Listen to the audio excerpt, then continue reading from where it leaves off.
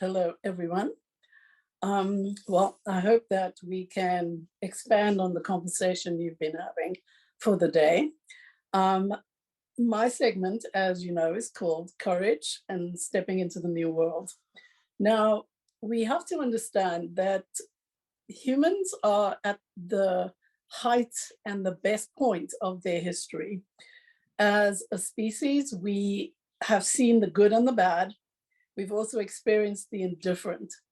And where we are now, we are at the end of linear time and we are standing on the brink of change. And that change began in 1987 when the convergences began and we started to feel some of the cosmic energy on the planet and people started a true awakening. The 60s prepared us for it. The 70s, we weren't really ready. The 80s, we got very self-centered. The 90s, we started to notice that there was other.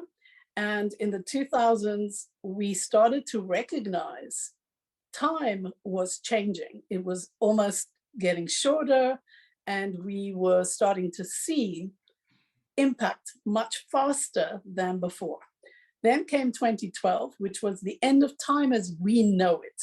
So linear time ended at that point. But again, we were not quite ready as a species. So we were ushered into the change, but then we had an interesting event that actually accelerated everything. And that was 2020, when we were each forced to be with ourselves, by ourselves, thinking about who we were, who we are, and who we're wanting to be. And there is the beginning of that true need for courage as we step into the new age.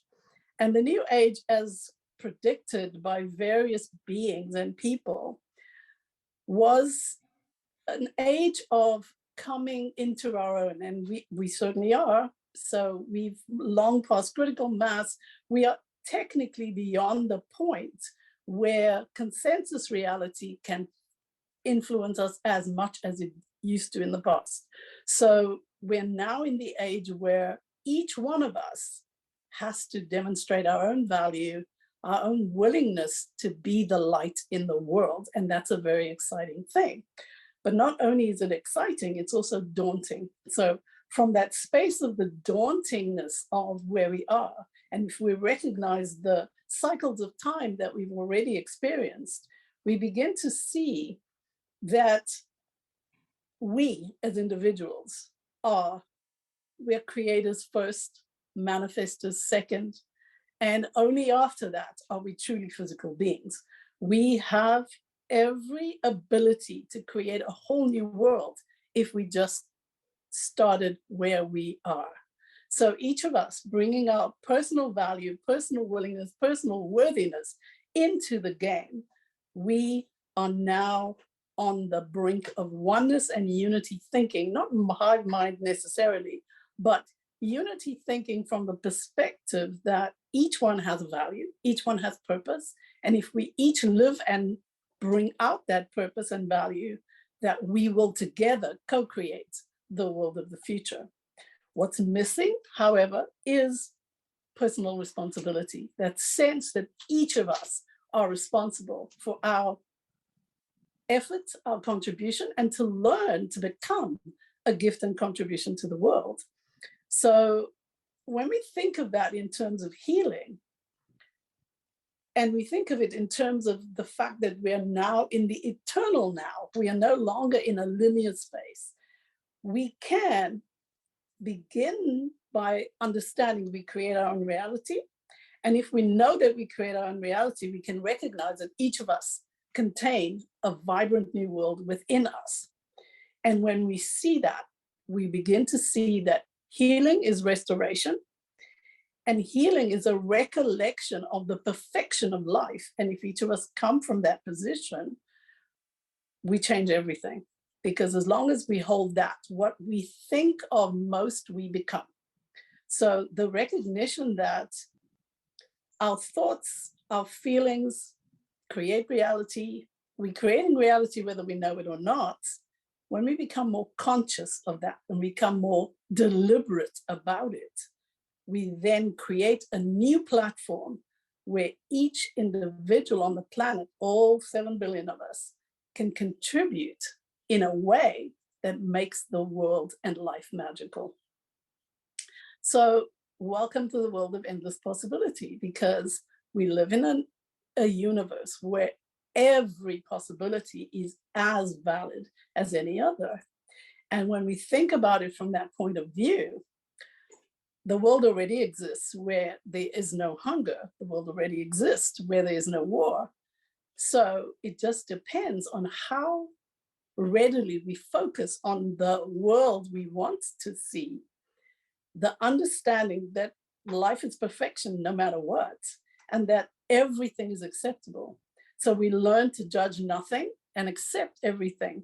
We live in a world where, and a universe where, that endless possibility, I mean, if you look at it from the point of view of quantum physics, every possibility already exists, and it exists in the now. So it's a matter of flicking through those realities and deciding what we believe we're worthy of, what we are willing to have, and what we are willing to co-create together. I always vote for a world of complete worthiness, complete acceptability, and a world where being good enough is a given. It's not that thing that people still question. Worthiness is a given, value is a given, so that we are consistently affirming that, encouraging that in each other and in the world at large. Now, I want to do an exercise with you. I want you to close your eyes for a second and imagine a world where there's no hunger, no disease, no war, where everybody's living out their value. Everybody offers that value into the collective experience, so that we move away from a consensus-based reality, but to a reality based on those feelings that we are worthy, that we are worthwhile, that what we do, what we are, what we say, what we be is perfectly wonderful. And the magic of that, as we do it together, imagine that world, because we're capable of creating it. And it's not about a one size fits all at all. It's about each individual bringing their particular skill, particular purpose, particular value, particular willingness to together create that space. It's a time that we acknowledge for each other that courage as a factor of love. I mean, love requires courage, because without courage, it would be very hard to love, because the fear of rejection would be the prevailing feeling and the prevailing thought. So if we look at courage as a factor of love, we know that it takes courage to be vulnerable, takes courage to be honest, even takes courage to give and respond. And all of those are factors of love, and they're all factors of self-love at the same time. So if we can apply that to create a sense of security for people in the world, all of us, ourselves included, bring a sense of pleasure to that, and to get to know each other in a climate of trust, a climate of intimacy and caring, and a climate of honesty and vulnerability. Imagine how that world would operate. Each of us should begin to realize that we are greater than our fear, and that the power of courage is being able to feel the fear and then do it anyway. And then to embody that courage and encourage it in each other, if you pardon the pun, encourage, we then get to see that the way to motivate each other is to just love each other. The way to bring out the best in each other, again, is that just love. So when we combine courage, love, and healing, and we remember that healing is just recognizing, remembering, recollecting the perfection of life and love, then we have almost a plan, almost the pieces of a plan to together create this new world in this new age, in this new climate of oneness and unity. Because when we look at what we're capable of, because part of what is good about this new age is just that, each one, the capability of each one, the ability, the responsibility of each one to be the most we could be by remembering who we are, that we're spiritual beings having a physical experience, not physical beings having a spiritual experience. And when we start to look at each moment as a sacred moment, where in that moment, you could be the one who changes everything. You could be the one who brings the consciousness to the level of each other one. Imagine allowing ourselves to be just that. Imagine allowing ourselves to be the light of the world. Imagine allowing ourselves to think along the lines of being one of the ones. And I say it like that because we need each other. None of us going to do any of what we do on our own. The world was designed, humanity was designed to be circular. You know, as I have someone standing in front of me, I have someone behind me supporting. As I have someone to the side of me, I have someone really adjacent and there to support my contribution in the same way as I support theirs. Someone who's a gift to me as much as I'm a gift to the world. So when we start to look at everything in that way, where there is no us and them, it's only us. There is no separation between someone who is in Africa versus someone in South America versus someone in North America. We created these boundaries, these borders, these elements that create separation between us. But when all is said and done, those mean nothing. They've been excuses for doing things, absolutely. But in the reality of things, we are all one. And because we're all one, again, we can become a contribution and a gift to each other and expect to have the gift and contribution of others to impact our lives. So when we think of life, I mean, if you look out at the world right now, most people would say that it's a world in crisis. But I would say it's a world standing on the brink of an opportunity to do things as they were designed to be. That whole idea that if I can, when I do my job as a healer, a mentor, a metaphysician, I am looking at just the magnificence of life, the magnificence of humanity and what is actually possible. We discard and disregard what has gone before. It happened as a result of ignorance. It happened as a result of us believing that we're separate. But now that we know that we're not, the courage to step forward and be the ones to bring the change is where we're standing. It's what we're about. It's the absolute joy and the delicious curiosity of what that can look like that I'm trying to ignite in everyone I work with. The knowing that you're needed, the knowing that we're here at this time because we're meant to be, the knowing that we are the very definition of creation per se. The whole element of dominion comes into play when we start to talk about that. And it takes courage too to stand in dominion, because we begin to recognize that we are stewards of each other. We are here to be the support. We are here to be the contribution for each other. And in having that dominion, understanding that if all of us in the room as we are now hold the same idea and we push forward that idea, that we could change the world literally in an instant, because change is technically instantaneous. It's the catching up that takes time.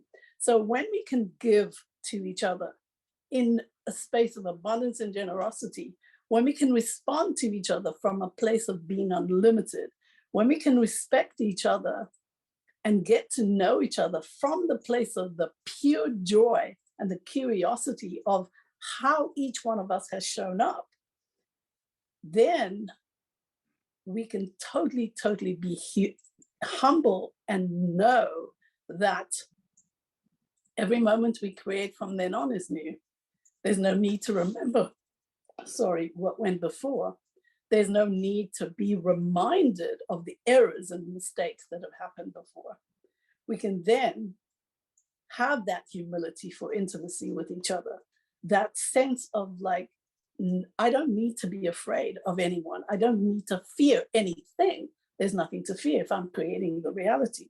If I'm participating and co-creating with like-minded beings who also want the best for themselves and everyone else, then the courage to commit to a world like that becomes so much easier, because we all care, because we all feel that sense of knowing all these possibilities already exist. So let's choose that one that combines us in our effort. Let's choose that one that lets us be the most we can be as we were created to be. Let that one be a reality where there is joy instead of pain. There is doing, having, and being at a level of abundance where we are not afraid to share, where we know that each one of us can meet the need of another one of us, that there's enough on this planet, and more than enough, in fact, for us to do that 20 to 50 times over and still have so much more, because we are each creating it as we go along. So let us make this a time of restoration, a time of courageous restoration, where we step into the space and say, here I am, send me. Send me, because I want everyone to experience the joy, to experience the love, to experience the expansion of consciousness and being, and to know that nothing can ever be lost, not to any one of us. We can be as much as we want to be. We can also be as little as we want to be, because we are emitting frequency even as we do not participate. So thanks that we're no longer in a reality of subjection, but we are now in a reality and an age where, as we step up to the plate, each one of us, and we give who we are, and we allow that to resound and come back to us from a reality that loves and supports us, anything is now possible. We can create a whole new world in a very short space of time if we stop thinking about it from what has happened in the past. History is only an indicator. It's not the thing that determines our fate. We do. Every moment is brand new. And if we have the humility to recognize that, we can live in a state of wonder. And that takes courage too, as I might add. Because when you remain in a state of wonder, you don't get caught up by the external, because you know that the inner world creates the outer. You know that if you project from what you feel about being a worthy being, a magical being, into the world, and you see every other being in the same way, again, anything is possible. We have much to look forward to. We have much to think about, prepare. We have much to talk to each other about as we head into this future that we can create together. Thank you for hearing. And I'm happy to take some questions if anybody has any. Thank you very much.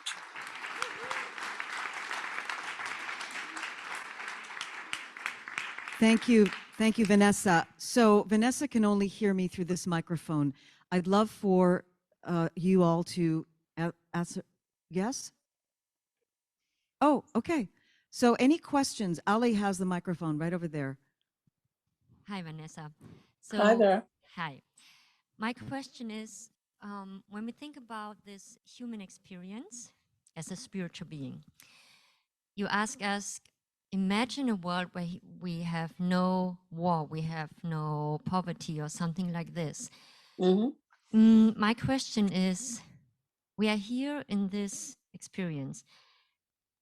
Is this the goal for this planet, to have no war, no conflict?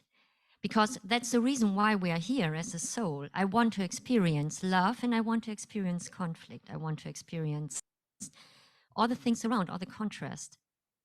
And that is one question that I really struggle with because I think, okay, maybe then there's no reason for a soul to come here on this planet. Well, if we recognize that each soul is in a different stage of development, then for a very long time, we will still experience certain conflict, because as we have conflict in inner conflict, we create outer conflict. That's a given. Okay, so the age that we're talking about is around 26,000 years. So there's still a lot of room for the growth, the evolution of each soul. And souls come here not just to experience duality. Sometimes they do come here to experience the joy. There's contrast in everything. And the contrast is what grows us for the most part. And love is not just about rainbows and butterflies. Love is a very tough process, in the sense that as we become more accepting, more encouraging, more healing, we will create a space in the world where contrast is not just about pain versus joy, light versus dark. There are many gradations in between. And so there will always be contrast. Does that help you? Yeah, a little bit. Good. Well, we can talk Just about this at length another time. I'm sure we'll have an opportunity. I hope so. Yep, I believe that. So thank you for your beautiful presentation. It's very hopeful to hear that there is indeed this shift where we can indeed take responsibility for the world that we want to create and not feel like we're victims of a world that we have inherited. So I'm very grateful for that. And my question had to do, I was just in Costa Rica, where there's a lot of talk about ascension in this sort of new ecologically minded progressive communities. There's a lot of talk about ascension into sort of a fifth dimensional reality, and I wanted to hear your thoughts on that, and how this shift or this threshold that we're at that you speak about, how that relates to that shift in dimensionality. Well, when in 1987, when the convergences began, we started to move steadily out into the realm of the fourth dimension. Okay, so for a long time now, we've been out of the strict third dimension. We're already striding and straddling the fifth dimension. But in the fifth dimension, we have to understand that duality will still exist. The need for a body still exists, because we're still learning how to use energy, how to project energy, how to be energy, how to be love, how to be joy, how to be grace. So while we're still learning those tools, we will sit in this kind of almost no man's land, which is not quite third, not quite fourth, not quite fifth. So that again, and an age is 26,000 years for a reason. There's a lot that needs to happen for us to move fully into the spiritual being part of who we are. And we've come to love the idea of being in a body. So while that is still the prevailing energy, prevailing desire, we will literally go through. But what is easier now that we're in this part is the whole element of manifestation. So in the past, it took many years to manifest a thought from its origination to it becoming a physical thing. So as time has changed, we now manifest much, much quicker. So if you remember in the past, even in terms of work and career, you had to become an apprentice, and that apprenticeship sometimes lasted a lifetime. You only became a guildsman or a tradesman or a practitioner when you were in your mid 30s to your 40s, even, and at that point, it was humanity's old age. Now we don't have any of that. We don't even have jobs anymore where you're there for 30 years. Everything has literally squeezed in further and further as consciousness has expanded. So the whole element of the fifth dimension, people say it romantically at this point in time because it sounds utopian, but it's not really. It is just us getting used to the idea that we are mind, a body, and spirit, that our minds create our bodies at the behest of our spirit. So right now, for the next while, we will still keep creating these bodies. We'll keep creating them as we desire to see them. So ultimately, the movement fully into the fifth dimension will be that space where you can choose to keep a body or not keep a body, and so on. But nobody's ready for that yet. I think everyone in the room could agree that we're not ready for a world yet where I'm speaking to a disembodied or a discorporate a being that is experiencing reality the same way as me. We also, as a species, we want to deify. So if anybody comes along and they sound really amazing and all of that stuff, we tend to want to deify them. We don't hear the message, we start to worship the messenger. So while all those things are still in place, we're still going to experience reality very much the way we do. We're just going to be able to make things happen quicker. And another element of that is animals. As animals reach their space of consciousness where they're ready to step out, there'll still be a lot of extinction that has nothing to do with humanity. That's another element of knowing that we're moving into the fifth dimension. So we need to see the world as being exactly as it needs to be so that we can make our awakening. I hope that helps. She's nodding, yes. Great. Okay. I'm glad. Vanessa, thank you so much. And again, so sorry for the journey that never really made it here, but glad you're back home safe and sound. Great, thank you. A journey is a journey. Lots of love, Vanessa, from Elizabeth, Anne, and Eva, and Victoria, and whoever the people who know who's here. Mm-hmm. I don't know who else. Oh, Jill, they're all here, and wonderful people yep. from all over the world listening to you, and thank you for your mind-gobbling, mind-blowing information. Oh, let's say, what is it?